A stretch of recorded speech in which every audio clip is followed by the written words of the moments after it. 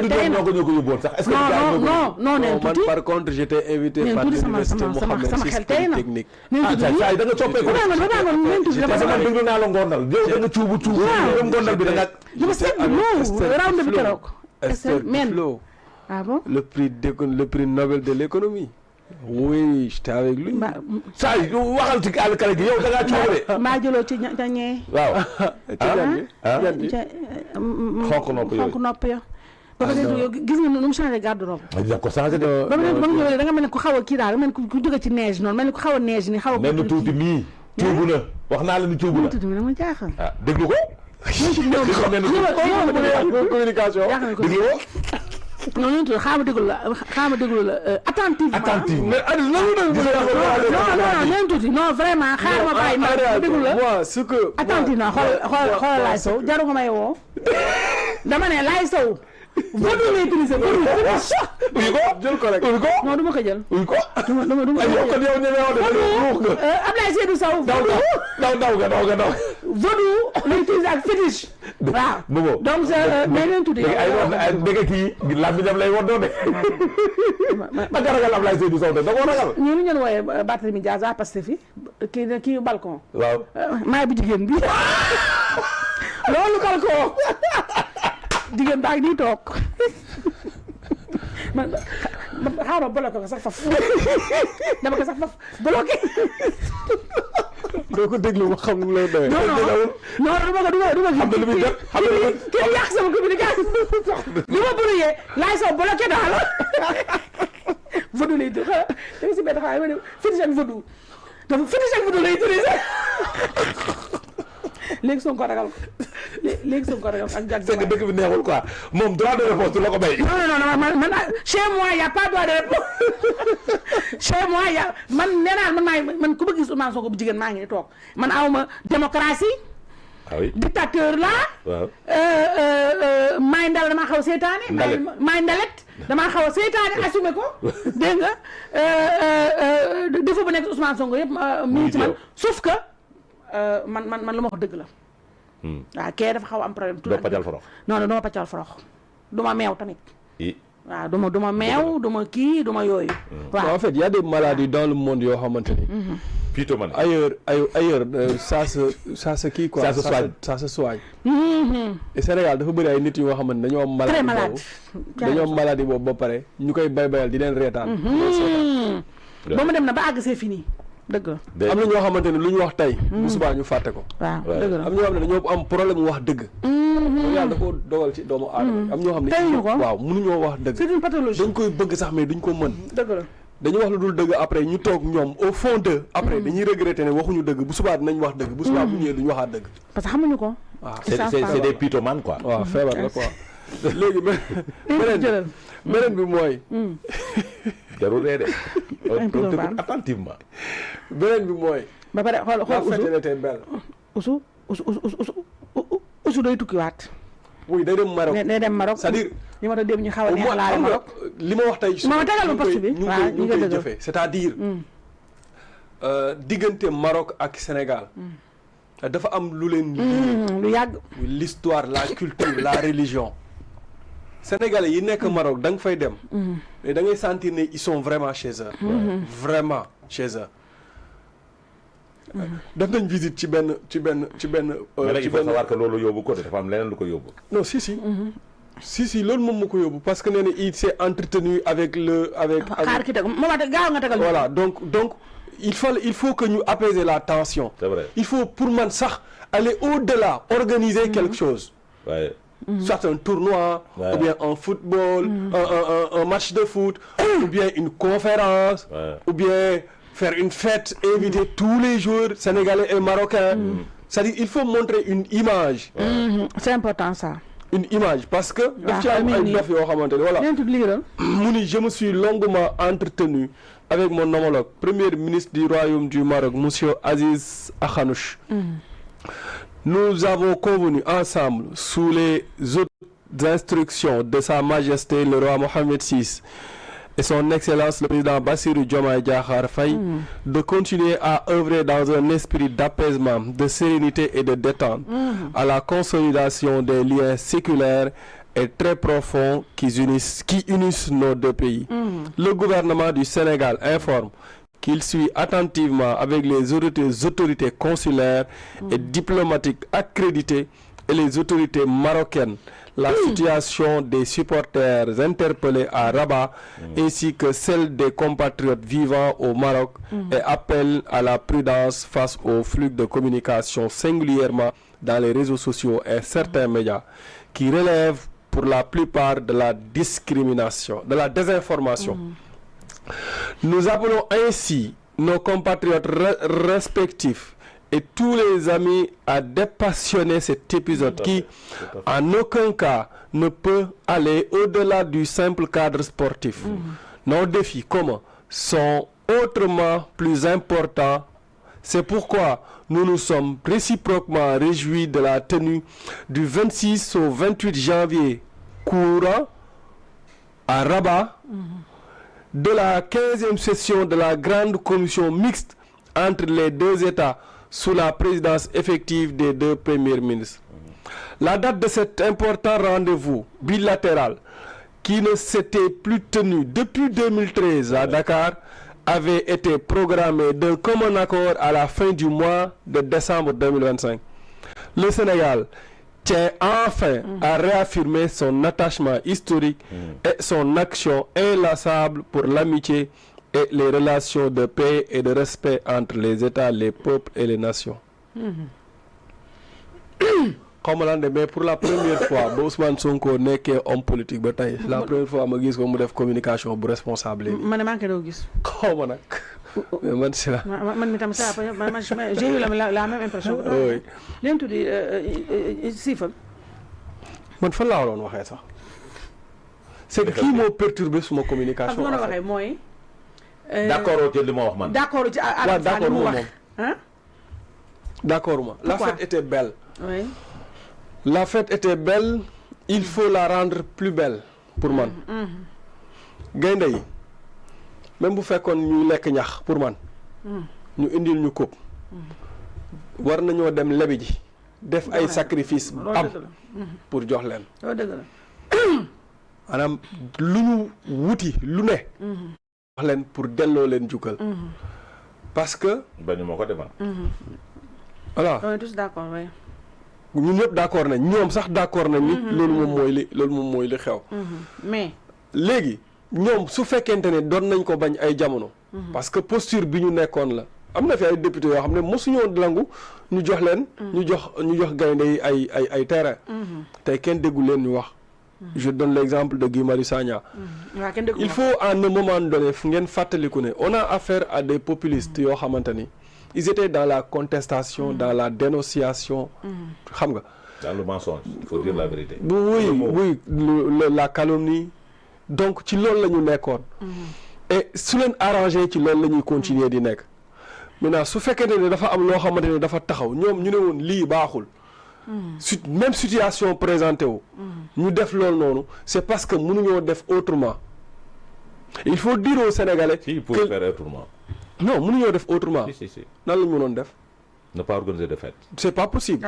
moo tax ma ne la mënuñoo def autrement. Non, c'était pas possible. Non, quand même. yow équipe nationale dina jël coupe nga bañ leen organiser.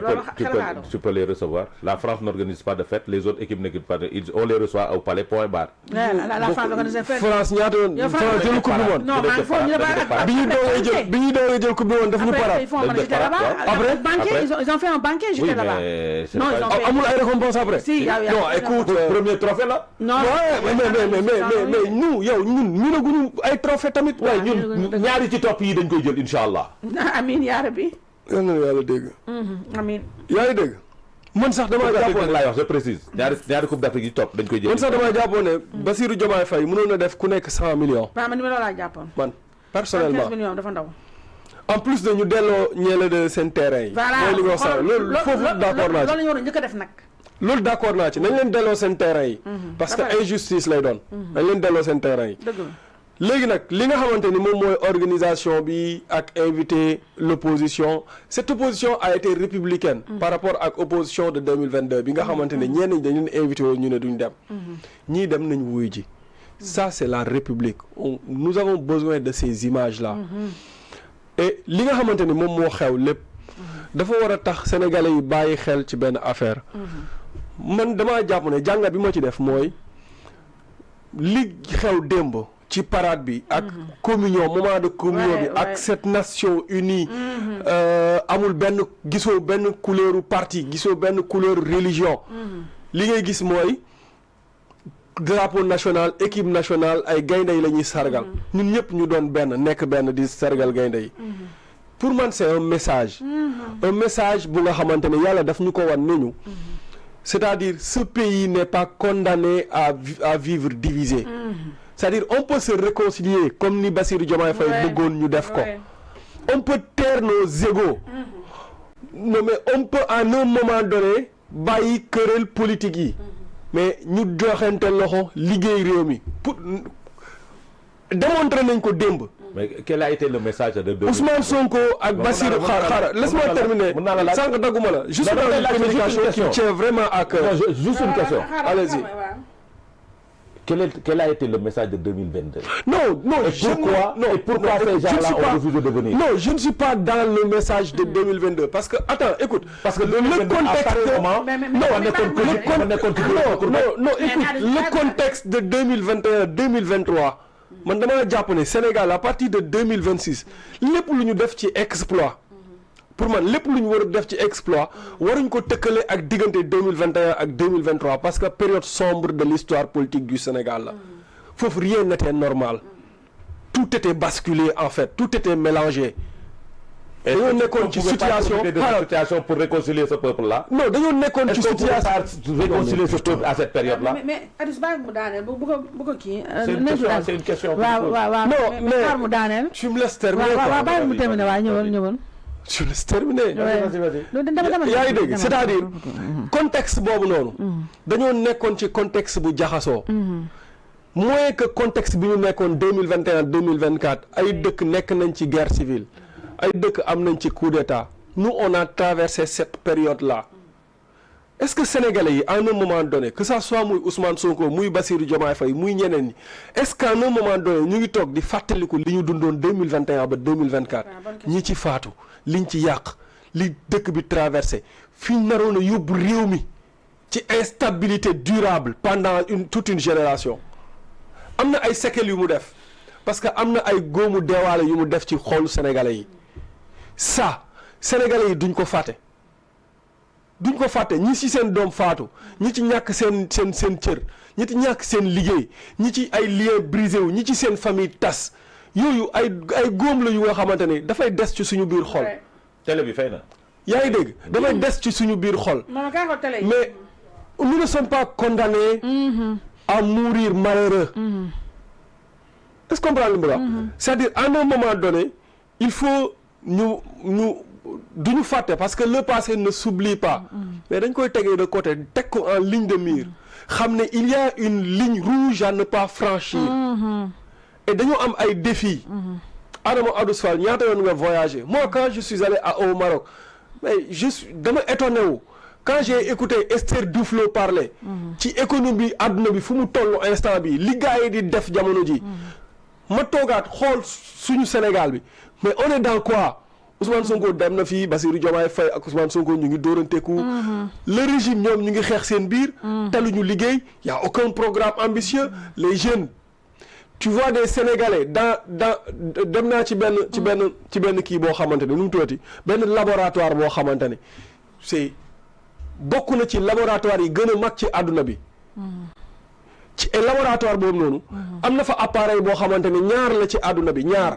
benn bi Maroc la nekk ci laboratoire boobu noonu ñaar ci àdduna bi ki fa gën a xarañ Camara la sant il est sénégalais maanaam ki gën a xarañ ci laboratoire bi sénégalais la dama jël sax photo et j'étais fier de lui muy dawal machine boo xamante ne machine bi ñaar la ci àdduna ñaar sénégalais mën ko dawal di former ay naar ak ay tubaab pour ñu dawal machine boobu ñun Sénégalais ñun Sénégal ñu am borom xam-xam bu nekk foofu noonu di doxal réew moom noonu ci wàllum recherche et innovation nous on peut rien en avoir mënuñoo am dara parce que dañoo nekk toujours di xuloo di xeex après dafa am ku ma doon waxal ci délégation bi ñu àndaloon ci c'est en fait je pense que c'est elle est de la famille royale xam nga ñu doy wax quoi mu may laaj ma ne ko c'est-à-dire comment le Maroc a fait pour maanaam yegg si fii nii.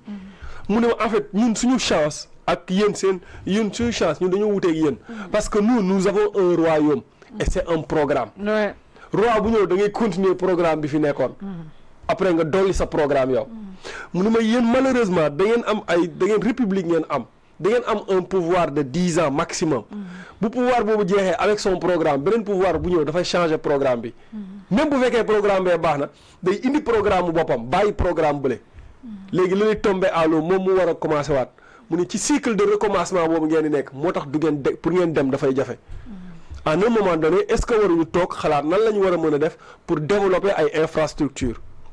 et loolu mënuñu ko def dans la division et démb communion bi ñu def Mimi Touré et Ousmane Sonko étaient dans la même salle nu mu tuddati Ousmane Sonko ak toute l'opposition en parfaite communion nga xamante ne ci guerre lañ dëkk Ousmane Sonko ak Youssou Ndour akolante nañu.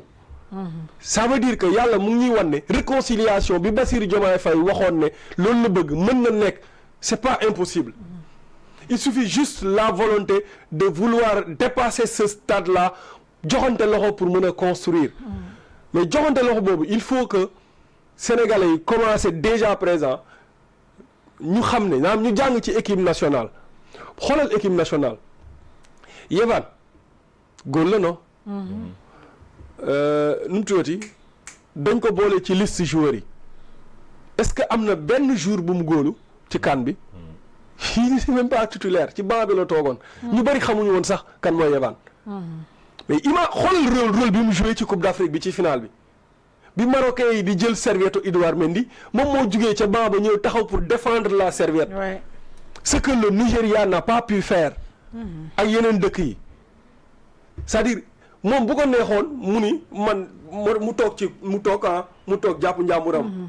parce que remplaçant la. mais non dafa jouer partition. dafa teg à côté son ego. mu xam ne li primé mooy l'intérêt supérieur du groupe. li ñu bëgg mooy jël coupe bi yóbbu ko. quand l'entraîneur bi mu waxee ne na ñëpp dugg bi nu mu tuddati comment il s'appelle encore Sadio Mané waxtaanee ak Claude Leroy ak El Hadji Diouf Mamadou Niang. bi mu waxee gars yi génn leen mais entraîneur bi daf ci ànd ak ñoom.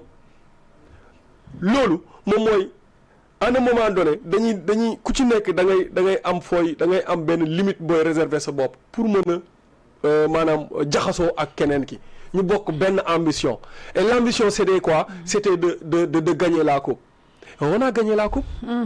donc mbooloo mooy doole waxtasimu bi hablillahi jami'an wala tafarraqu maanaam na ngeen booloo ci buumu yàlla bi te bu leen tàqali ko yàlla bi mu koy wax xam nga lan moo tax parce que aljamaatu rahma maanaam mbooloo mooy yërmande. ñun li nga xamante ni bëgg nañ ko exploit bi nga xamante ni bëgg nañ koo def te mënuñu koo def c'est parce que dañoo booloowul c'est parce que dañoo réconcilier wul et une nation ne peut pas se bâtir dans la division c'est pas possible. et pour man lépp lu ñu yàlla indil dafa am lu ñuy wan yàlla bi mu ñuy jox coupe bi 2022 dafa am message bu mu ñu doon wan malheureusement on n'a pas su décortiquer ce message là. indiwaatal nañu beneen message mooy c'est-à-dire xeex yi nga xamante ni moom la ñuy def. Entre opposition pouvoir chroniqueur journaliste ñu nekk ci pouvoir bi c'est-à-dire à un moment donné il faut ñu teg lépp ci suuf ñu mën a xool lan mooy l'intérêt supérieur de la nation.